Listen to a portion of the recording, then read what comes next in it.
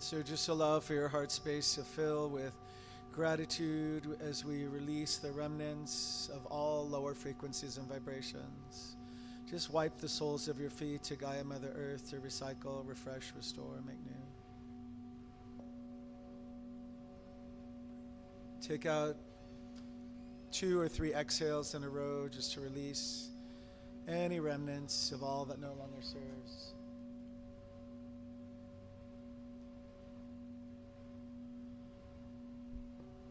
And again, allow for the next inhalation to be one of gratitude and praise.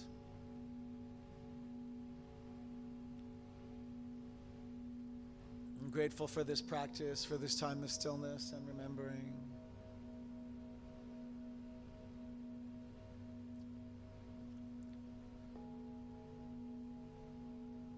Exhaling out any lower frequencies or vibrations. And returning with our inhalation to the divine, sacred, and holy breath. Back to the body temple, physically feeling our place within the chair. Making sure you can feel the feet on the ground. Just go ahead and tap toes or the feet to the ground. May want to tap the fingertips together. And when you're ready and in your own time, just allow for the outer eyelids to open. Becoming aware of the sanctuary space, the temperature of one another. Back to the physical. Fully and completely recharged and rejuvenated, restored, refreshed, made new. And this concludes the meditation portion of today's service. So grateful to each of you. I am. Namaste.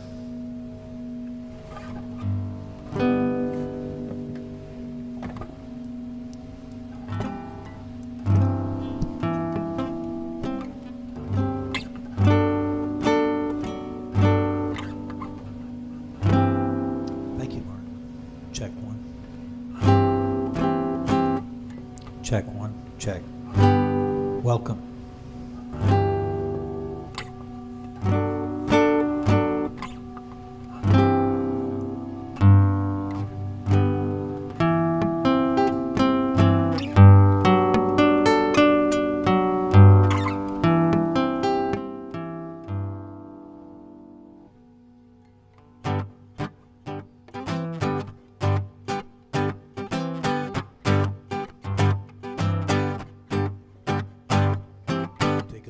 Person next to you. God loves you and I love you too. Feel the love in the sanctuary. Lift your voice and repeat after me. We come together. We come together. We come together. In the name. We come together.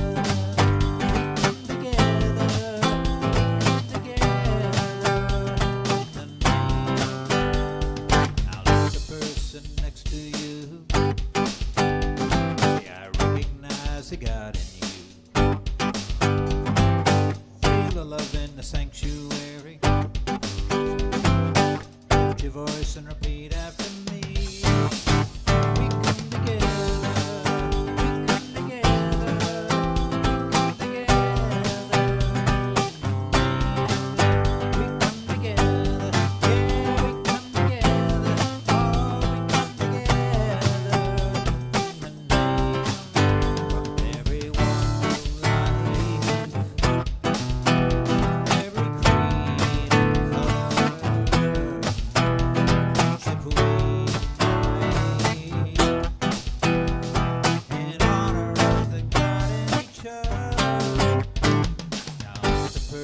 Next to you, say namaste, I bow to you. Feel the love in the sanctuary. Lift your voice and repeat after me. We come together. We come together. We come together. We come together. Yeah, we come together.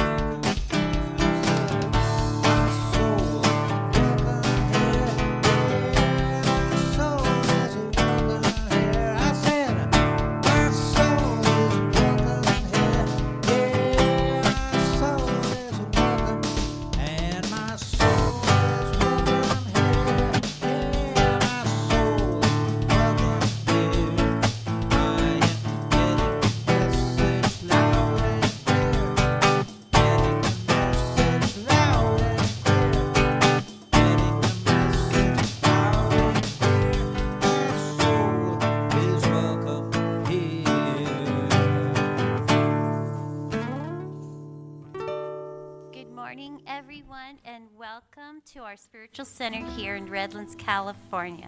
Thank you to everyone joining us live in our beautiful sanctuary, and to those who follow us on Facebook Live and watch remotely on YouTube. My name is Holly, and it is truly an honor and a privilege to welcome you to our Sunday celebration service. We are a New Thought spiritual community, all-inclusive to all the spiritual truths from all of the world's religious traditions and spiritual paths. We focus on the philosophy of science of mind, which was developed in the early 20th century by writer and lecturer Reverend Dr. Ernest Holmes, who developed a fresh new way for us to look at ourselves and how we fit into our world. We honor all people from every background, all races, sexual orientations, gender expressions, and spiritual paths. No matter who you are or where you are on your journey of faith, you are always welcome here. If you are here with us for the first time, please raise your hand and allow us to properly greet you. Yay! We are delighted to have you all with us today. A gentle reminder to silence your phones, and so you may participate more fully. Thank you so much.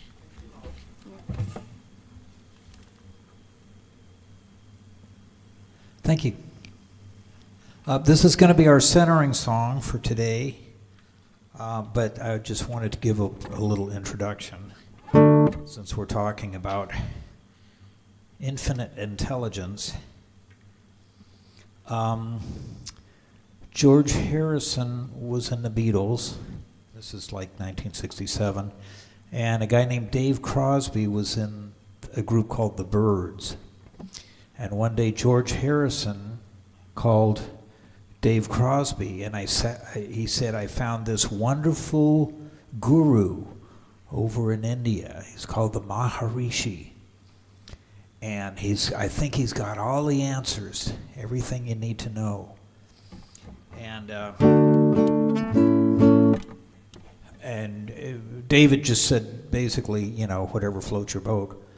And then he wrote this song, which is about his feeling that everything you need to know can be found just by looking at a child laughing in the sun. It's called Laughing.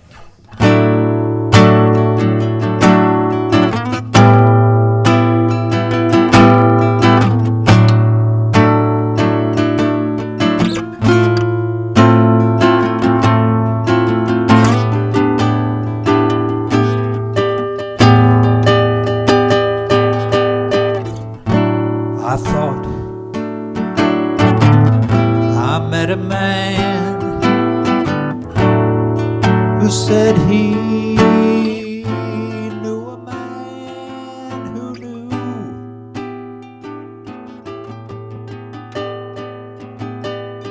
what was going on. I was mistaken.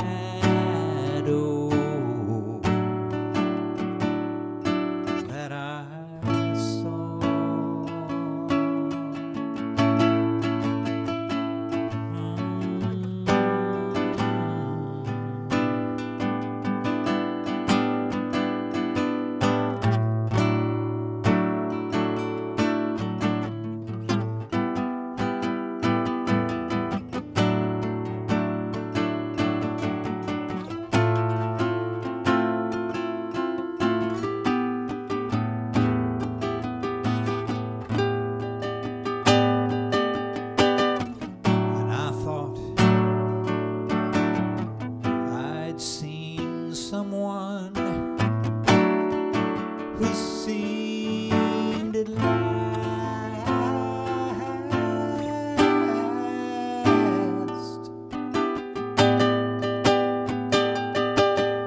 to know the truth? I was mistaken.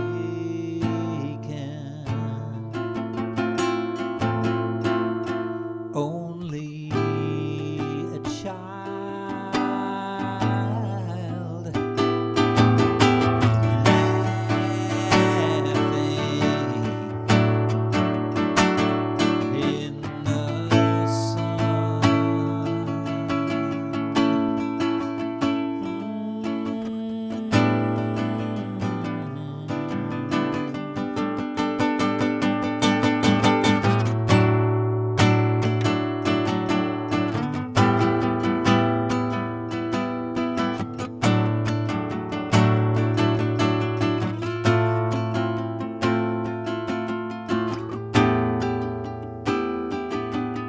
laughing in the sun. Laughing in the sun.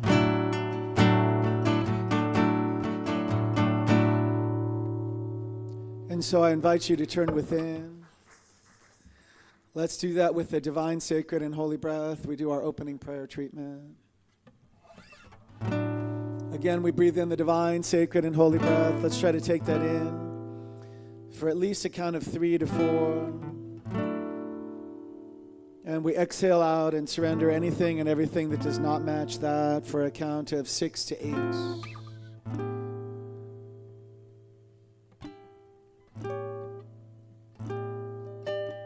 Again, we breathe in the divine, sacred, and holy breath.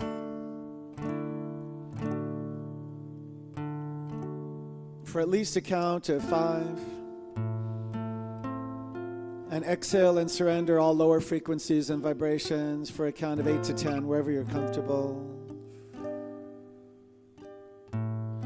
Release all that it took to be here in this very present moment. And as we return to our normal breathing pattern, we're reminded that this power and this prayer, this love and light intelligence, the divine, this infinite intelligence, this wisdom that created the universe, the galaxies, the seas, the stars, the mountains, and the skies, it indwells me, it indwells you, it imbues me, it imbues you, it is right where you are, it is right where I am. And it is from this place of unity and unification that I speak a word of blessing for this service to continue to unfold with ease and grace, a sense of joy, a sense of surrender, and also to meet all the needs of all those who have tuned in to find the sound of this voice, the musician's voice, the reading. It's all perfect, it's whole, it's complete.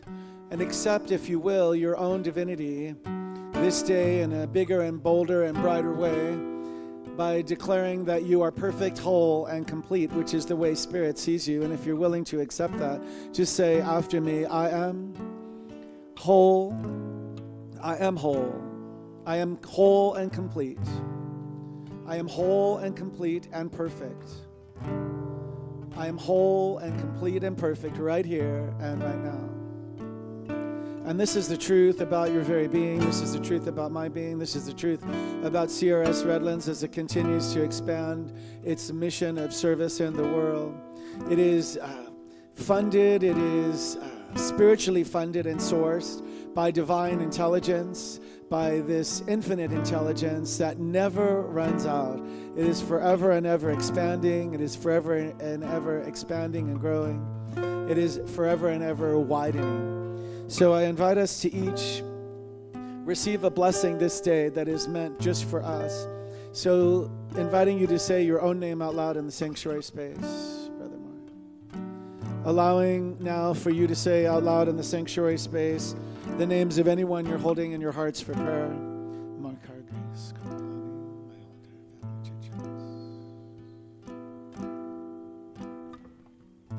We're remembering our friends in Ukraine this day too. They asked for specific prayer from us for harmony and calmness, for Olga, for Larissa, for Tatiana, for peace of mind and the highest good for Nikolai, for healing of the soul and body and the highest good for Vladimir. and to bless their office space and sanctuary space. See it forever protected and guided. See it growing and serving. See it sustained and maintained. Patty B. Bonnie T.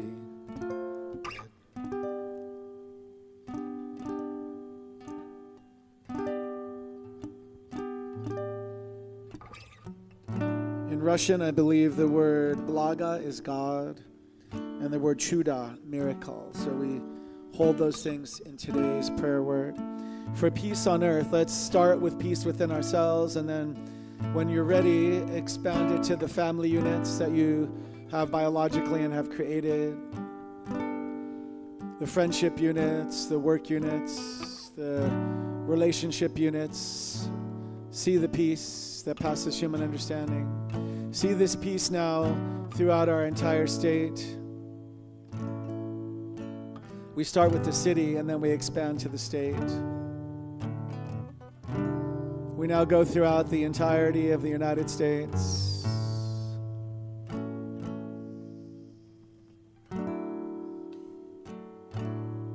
And now see this peace pass through the oceans to all areas in struggle and strife and conflict. See humanitarian aid reach those in most critical need right now. See any areas blocked, unblocked. See politicians' minds, see world leaders' mind change for no reason. There doesn't need to be a reason to choose policies of peace, for peace, about peace. See that. Join me in seeing that now. And anything and everything that is heretofore blocked or hindered, deferred, denied, or delayed, this peace, let it slip away with ease and with grace and be replaced by the truth that God is at hand, life is at hand, infinite intelligence is at hand, divine intelligence and wisdom is at hand right here and right now to make a way where I may not be able to see a way in the human. To the divine, the miracles are ordinary. See them come forth right here, right now. For each of us individually and all of us collectively. So with a heart filled with gratitude, I release my word with great expectation to the law of life, which only knows to say, yes, yes, yes, you are my beloved, in whom I am well pleased. This is the truth about me. This is the truth about each of us. And if you're willing, accept that as the truth. It should feel so good to just say to yourself now, out loud, I am the beloved, in whom spirit is well pleased. And this is the truth. I affirm it, declare it, expect it to be so. Release my word gratefully to the law of life, knowing it is fulfilled by my declaration and proclamation. And I invite you to say together with me, and so it is. And so it is. And so I invite up our board member, Holly, to do today's reading. And thank you, Gilman, as well, for the beautiful music this day. This is probably better. I don't think this will work. Whether you know it or not, wait a minute. Whether or not you know that you are beautiful, the flowers gaze at you whenever you walk by. When your heart feels like stone and you've lost sight of the gifts being given, you are still held by the earth beneath you and kissed by the breath of the trees. When you've convinced yourself that you're hopeless and that you simply can't fulfill the role that you were born to play here, the sky is still whispering your name, and the stars are waiting for their chance to sing to you. You are wanted here. You are part of this creation. Let your hurts melt away in the waves. Let your cries be carried by the birds. Earth, air, fire, and water are the truth of you. And when you drop the veil and open to the greater you, you will find your fullness in the valleys and the groves and the bow, and bow again to the sacred altar of your natural soul. Claire Dubois.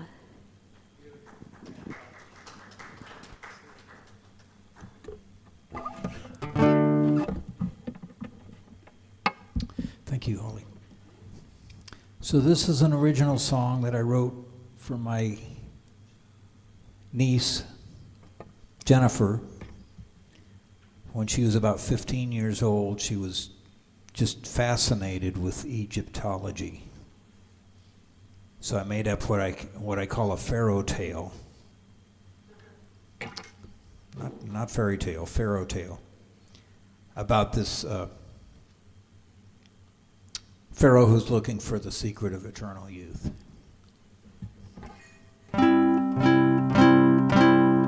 It's called Jennifer's Hieroglyph. Oh, wait a minute.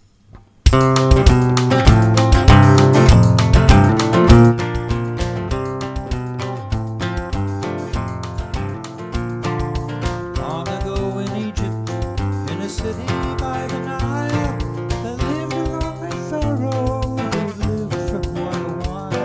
But he wanted to live longer, that's a fact. So he packed up his sarcophagus and said, I'll be right back.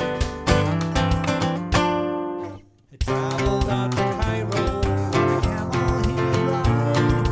Found a giant statue, it's an oracle, he cried.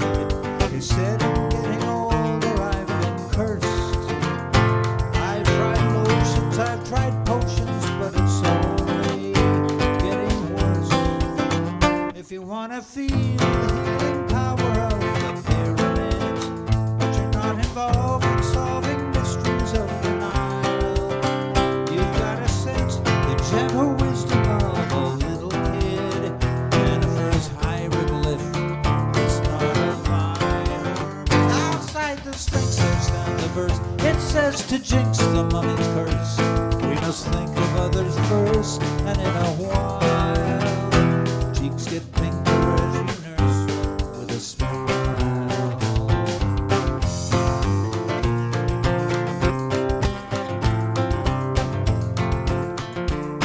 Mark Antony and Cleo were beginning to digress. All the books in Alexandria did simply not address how to make your adolescent phase revive. Don't want a tomb like Tutankhamun has, they only want to thrive. If you want to feel the healing power of the pyramids, but you're not resolved to solving mysteries of the Nile, you've got to sense the gentle wisdom of a little kid. Jennifer's hieroglyph is not a lie or myth. Outside the Sphinx there stands a verse. It says to jinx a mummy's curse, you must think of others first. In a while, cheeks get pinker as you nurse them with a smile.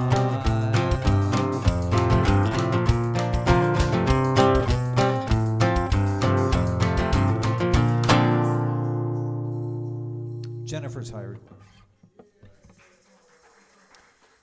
Here's Mark. Can you mute the guitar, please? Thank you. This is our music director, Gilman Carver. Let's give him a big round of applause. Thank you.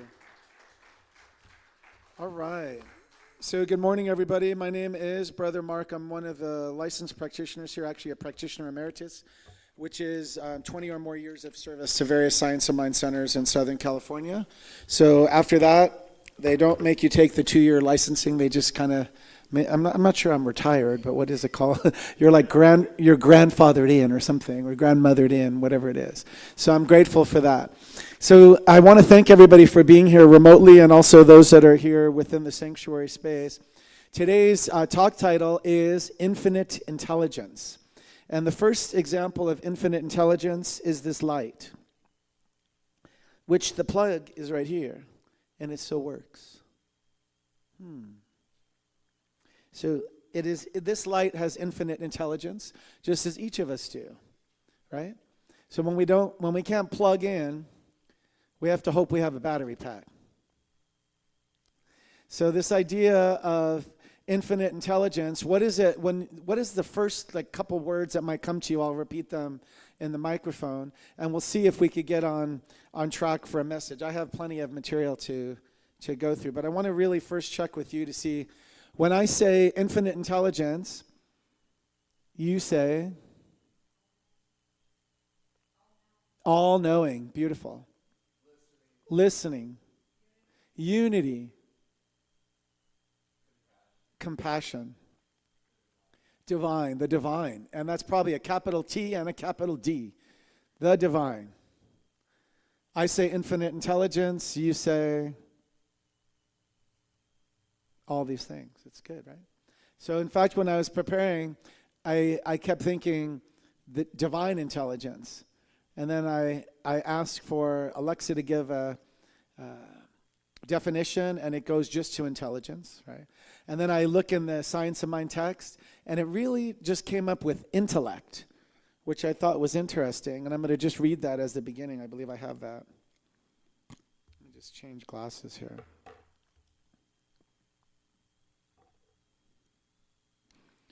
So it says, intellect, the mental quality of analysis, that part of the mentality concerned with the acquisition and retention of knowledge as distinguished from the emotions and the will. Emotions uncontrolled produce chaos. Unexpressed, it produces confusion. When we combine thought with feeling, intellect with emotion, and add to this a recognition of spirit within, we have a power, God, which is irresistible. Isn't that beautiful? And you can substitute the word, you can call it God, spirit, the universe, right? Whatever you, the divine, listening, compassion, all the words, all-knowing. Do you feel that you're connected to this is my question, I guess. Is it your intelligence or is it divine intelligence? Is it your will or is it divine will? Is it, what is it in your life? Are we able to be with the concept or the idea that there's an infinite intelligence that's running in, through, and as us? Yeah. So it's interesting. And for those who are not sure, it's okay to be unsure. For those who are unwilling, it is okay to be unwilling.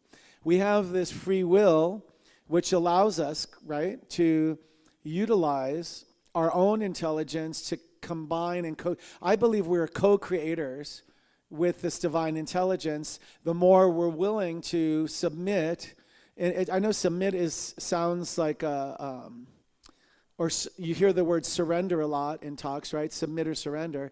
But it's really allow, it's permit, to permeate. And the word this morning that came through is imbue. Isn't that beautiful? We can be imbued by this divine intelligence, this infinite intelligence that wants to have a relationship with us. It wants to have the ability to have its full sway more in, through, and as our very life. Are you with me so far? I feel like I haven't lost you yet. So I'm glad about that, because every time I pick up this book to try to go to the topics, I lost you last time. But I do have a handout for you, so just pay attention to what's in the moment. And during the offering, the ushers are going to bring a handout to you, which is the next chapter of that little book on lessons in spiritual mind healing. So I don't think spirit or God or the universe or intelligence, I don't think it's going to force its way upon us. I really don't. I think I'm not going to call it violent, but that was a word that came up for me. Because it's invasive, right? I don't think it's invasive. I don't think it's going to say, well, I know better than you. I think it's always there, like we talk about all the time with the beautiful artwork that Iris had created. All the God qualities, all the isness of the good, all the divine is always happening in that all-knowing. Some in our teaching, sometimes it's called the absolute with a capital A. In the absolute, there's no struggle, no strife, no poverty, no disease, no unhappiness, right? Everything is kind of like Orange County. All the lights are twinkling all the time. Everything is perfect. South Coast Plaza is full. All the cash registers are humming. All the luxury auto dealerships have lines, right?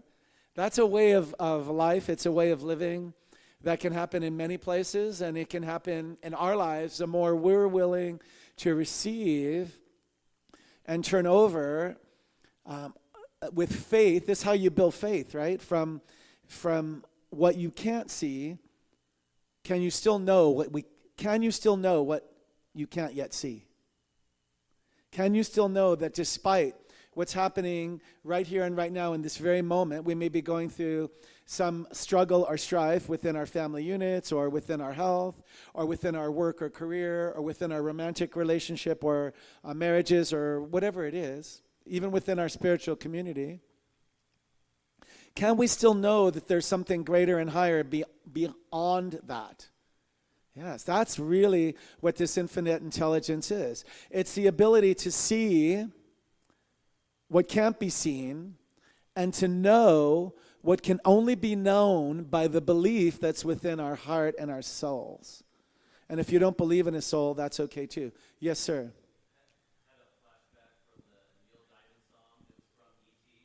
I think you need, okay, go ahead. You had I'm going to just say as you say it. You had a flashback from the song E.T., the Neil Diamond song. You turn on your heart light. Turn on your heart light, yeah. Right. So that's the way that E.T. was found, right? So that's the way that the dead mum plant comes back to life. And that's the way that E.T. was found, right? The heart light came back to life. Everything came back to life. And then the signal that's within E.T. was able to attract back the ship that was able to take E.T. back to the ones. Correct? Right. So that's on purpose. That's somebody studying every spiritual teaching and saying it's for us to turn on our heart light. And the thing is, the switch, we control it. Oh, right? We control it. We can leave it unplugged. We can leave it unplugged our entire life. There are people who leave it unplugged, I believe, their entire life. I'm not going to judge those people. And we can hope that we have a battery pack, which is also part of infinite intelligence, right? And divine intelligence, so that we can make it through those times in the human which are so dense. Isn't the human it can be very dense. And it can be so challenging that if we just sat there at home, or if we are lucky enough to have a space, right, to protect us, and if we're able to see what's happening in other parts of the world, we could be so dissuaded by that. We can be so defeated if we want to allow that. If we can be so in fear and stay in fear, doubt, and worry, and in a sense of trepidation or lack or not enoughness, that we would have unbelief. So it takes a great practice. I'm very, very grateful to each person present. And I'm very, very grateful to each person who watches remotely, because you made a commitment to yourself to be in some part of a spiritual community that hopefully uplifts, right? And allows you to consider and think about what's possible, and then not only think about those things, but create them with a demonstration, a transformation, a manifestation, a realization, an insight, a wisdom, the aha moments that can come from us being able to attach to our infinite intelligence, our divine source. Does that make sense? There's another way that Spirit always tries to speak to us. Do you know what it is? It starts with the I, and it ends with Ishin. It's always trying to make itself known to us. It's the voice for God, the voice for Spirit, the voice for the divine. Intuition, exactly. Do you listen to it? We don't have to listen to it. I've made times in my life where I didn't listen. And right now, I'm going to listen, because if a lesson needs to be learned, it's going to be taught. And hopefully, you do know that lessons are repeated until learned, right? Everybody should know that by now, if we're here. We're kind of at an advanced level. So we can pick wrong relationships over and over and over and over and over again. They may look better, but they may not be unless we've learned the lesson, we're going to attract the same qualities that are going to be self-fulfilling prophecies to ourselves until we rise. So we have to rise. We have to become all the qualities and lean in to all the divinity that we have, so that we can experience all that is divine, all that is sacred, all that is holy, all that is meant for our highest and best good. Does that make some sense? I'm feeling pretty good about the message so far. I'm a little hesitant to go to the notes. I'm going to look because I'm feeling I'm being infinitely supplied right now. I'll just say, I have no idea what I just said a couple minutes ago. I do remember the heart light. I do remember intuition. But I want to just let you know that an example of infinite intelligence is having faith that you could come in with some notes and speak about a topic because you've studied it or taught it for 20 some years, and still there will be people watching who would say he has no idea what he's talking about. And I have to be okay with that because I know me, you know you, right? It's like you do you, boo. So whatever it is that's meant for us, we have to own that. Can we own that? Right, and then we can expand it using this infinite intelligence. So what I say often, and I'll say again right now, how much are we willing to empty ourselves to allow for spirit to then work and have its full sway even more in, through, and as our very lives? It's a good question. It's a mic drop question. How much are we willing to surrender of our humanness or what we think we know to allow spirit, the divine, universal intelligence, source energy, mother, father, to work through us? Like, are we willing to surrender anything? Is anybody willing to surrender more than 0? Good. And so what numbers are coming forth for you? You don't have to say them out loud unless you want to. And I'm asking at the same time for everybody within the sound of my voice to consider what it might be like to allow only that which is for your highest and best good to come forth. That's the only thing we ever want to create.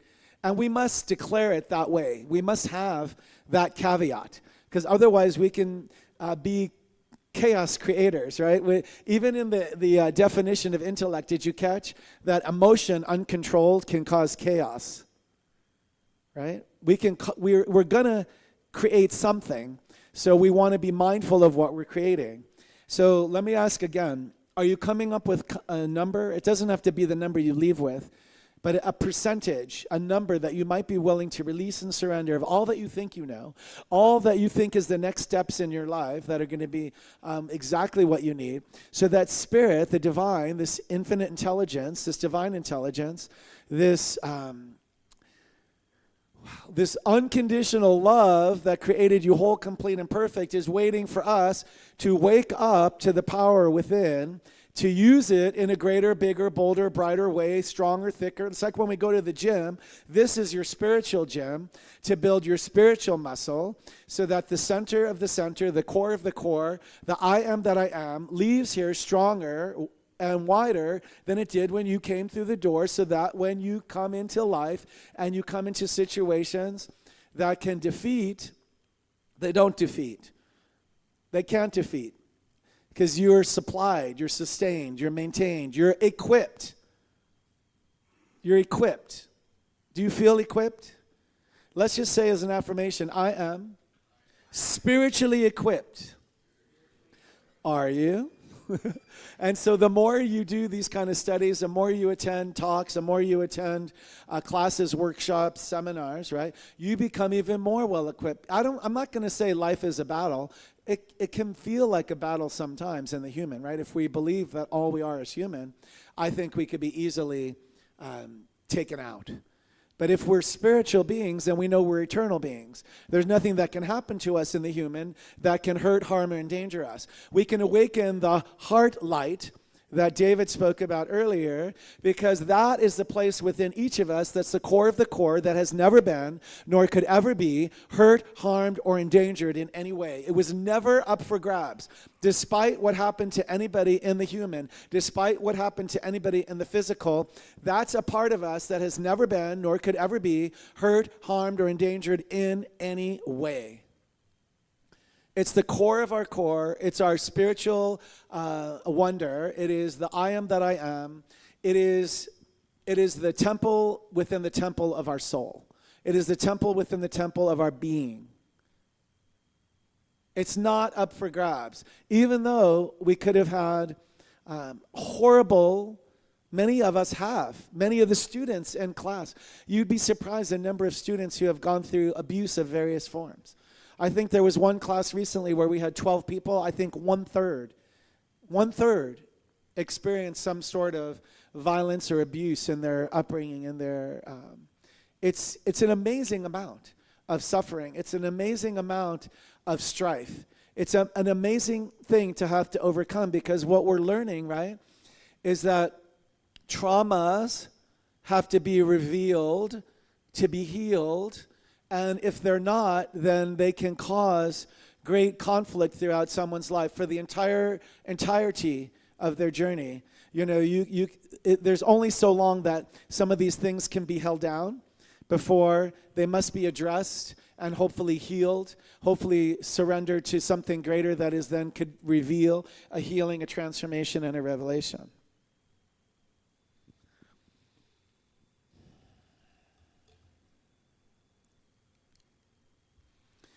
There's a page 544 of the Science of Mind text, which I really like a lot. I'm going to just say this part to you. It's written in old-fashioned language, so just bear with that. It says, "My word shall bear fruit." I kind of love this whole teaching, and I love every section. I love almost every word that I ever read. It said, "The word of my mouth shall bear fruit. It shall accomplish and prosper, and shall not return unto me void. My word is the law unto the thing whereunto it is sent, and it cannot come back empty-handed. I send out my word," this is capital W, "I send out my word, and it is the law unto my life. My word is the law unto the thing whereunto it is spoken, and will become fulfilled in the right way and at the right time. My word is complete and perfect, and is the presence, capital P, and the power, capital P, and the one mind, capital O, capital M, that is in and through all. I speak the word and know that it will accomplish. I wait in perfect confidence for the word to fulfill itself in my life." Is that filling to anybody? I hope it's not just me. I feel like it was a bite of spiritual cheesecake. Because that is infinite intelligence. That is divine intelligence. It is you proclaiming the law, and it is for spirit to give you freedom. If you read the Science of Mind text, it's a lot about freedom. It's not really a book you could read like cover to cover, back to back, front to back. Some people have, and some people do. It's a lot about freedom. It also has a lot about the Bible. It also has a really lot about Jesus and the teachings of Jesus. It has all these things. It's really a rich, rich teaching. So I want to do a couple affirmations. This is going to be from the handout that's going to be given. In fact, let me read what's just going to be in the handout, and then you'll see that I turned it into affirmations for us, okay? It'll be the conclusion of the lesson from the second chapter of this little book, and you're going to get it as a handout. It says, "Personal lesson. From the foregoing conclusions, I realize that there is a vast cosmic order of which I am some part. The Spirit is not only around me, it is the very root of my being. Recognizing this pure Spirit as absolute unity and perfection, I can individualize it for definite purpose." With an S, purposes. "The very law which has held me in bondage will now free me." Is that amazing? Let me do a couple of these as affirmations. Did you guys catch some of what I read?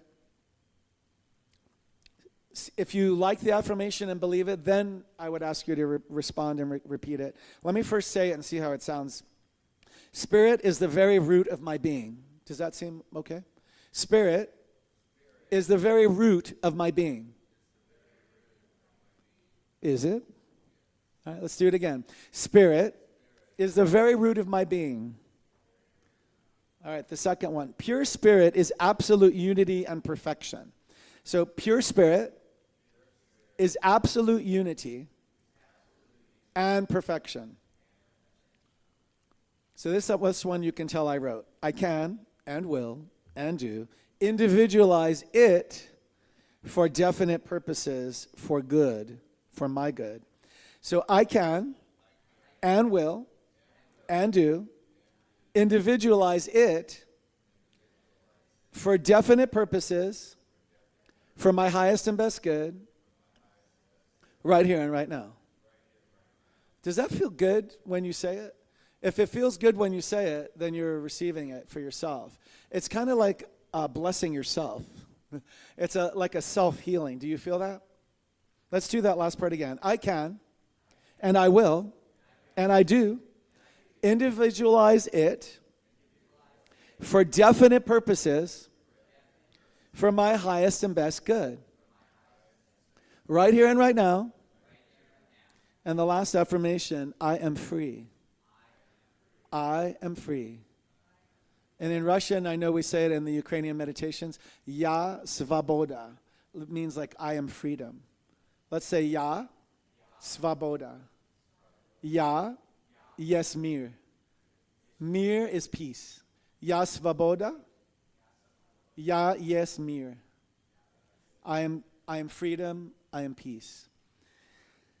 And it's beautiful that the word in Russian, they said, mir is peace, and it also means the world. Isn't that beautiful? It's the same word for peace as it is when you say the world. So we're declaring right here and right now peace within the entirety of the world. So there's a quote from chapter, IV is 4, right? Verse 11. S. Radhakrishnana from the Gita. It says the Gita does not speak of this or that form of religion, but speaks of the impulse which is expressed in all forms, the desire to find God and understand our relation with God. Did you all catch that? Yeah? Do I need to do it again, or are you good? Yeah? Yeah. That's really, honestly, and that word came like imbue. That word came very strong today. We have an impulse like to co-create. We have an impulse to connect to our infinite intelligence and our divine intelligence, our source energy. And it gets, I think, slapped out of us. I know that sounds terrible. But if you look at a child, they already know. A child knows. And we keep telling them no to many, many things, right? And we always remember, though, by impulse, that our natural state should be complete connection to bliss, to joy, to abundance, to wealth, to divine health and wholeness, to perfect health, to prosperity, to wisdom, to infinite intelligence, to source energy, right? It's our impulse. So I want us to use our impulse for good, because we can also create for things that don't feel so good, right? So let's use our divine intelligence and wisdom to create for good. And I think I'm going to go to the closing. Let's see.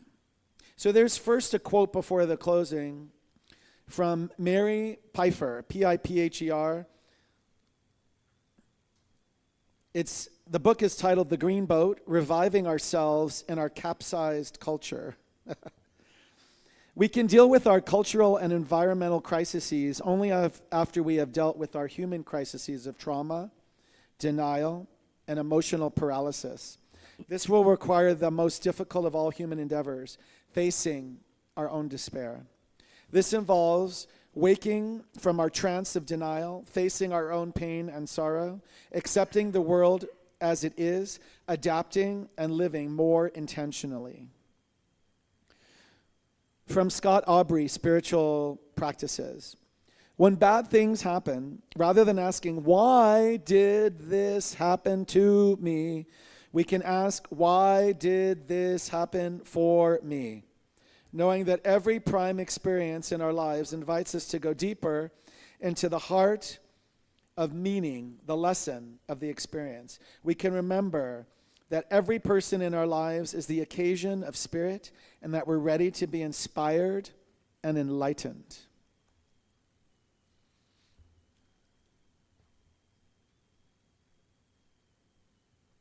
So this is also on trauma. The body keeps the score.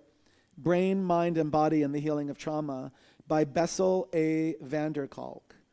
Beneath the surface of the protective parts of trauma survivors, there exists an undamaged essence, a self, that's capital S, that is confident, curious, and calm, a self that has been sheltered from destruction by the various protectors that have emerged in their efforts to ensure survival.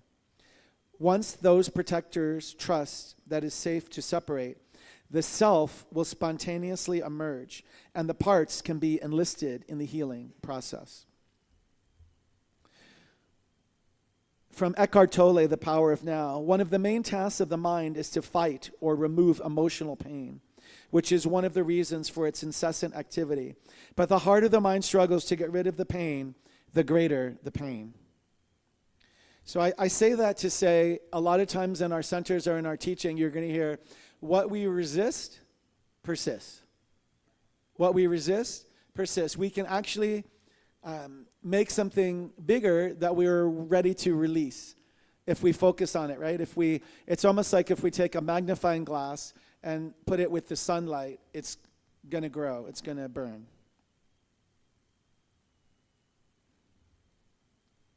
So this is an idea of historical trauma by Sherry Mitchell called Sacred Instructions. When we don't allow ourselves to acknowledge the pain, the deep, agonizing soul pain that results from historical trauma, we aren't able to recognize that we all carry some measure of that pain within us.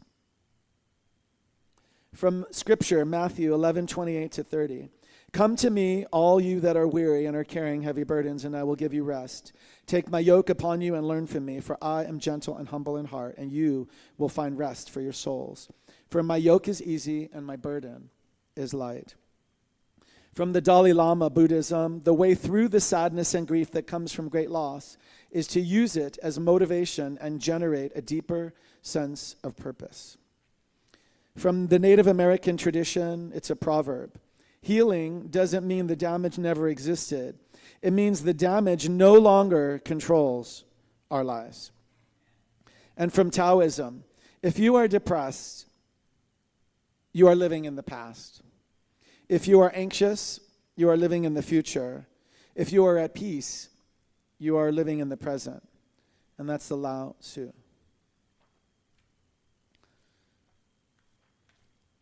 So I have a long reading I'm going to use as the ending. It comes from Talia Hunter, who is, I love, right? As a writer and author. On Facebook, if you want to follow that person. She's brilliant. It's Tahlia, and then the last word, Hunter. So I invite you just to allow your outer eyelids to close and take this in if you want. Patience visited me, and it reminded me that good things take time to come to fruition and grow slowly with stability. Peace visited me, and it reminded me that I may remain calm through the storms of life, regardless of the chaos surrounding me. Hope visited me, and it reminded me that better times lay ahead, and it would always be there to guide and uplift me. Humility visited me, and it reminded me that I may achieve it, not by trying to shrink myself and make myself less, but by focusing on serving the world and uplifting those around me. Kindness visited me, and it reminded me to be more gentle, forgiving, and compassionate toward myself and those surrounding me. Confidence visited me, and it reminded me to not conceal or suppress my gifts and talents in order to make others feel more comfortable, but to embrace what makes me, me.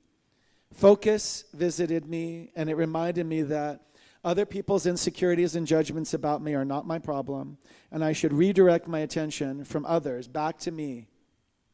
Freedom visited me, and it reminded me that no one has control over my mindset, thoughts, and well-being but me.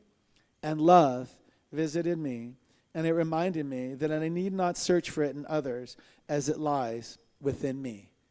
And those are the words by Talia Hunter. And so if you come back to the space in the room, let's end today's talk, if we can, together as an affirmation.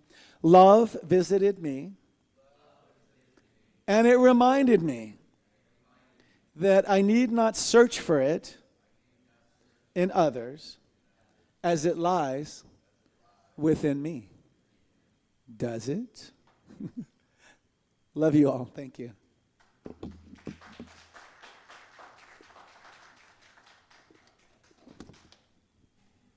All right, and so I thank you all. It's now time for the conscious giving portion of the service, which we could call the offering. So I'm going to invite those that are within the sound of my voice to give freely, also give without attachment to it.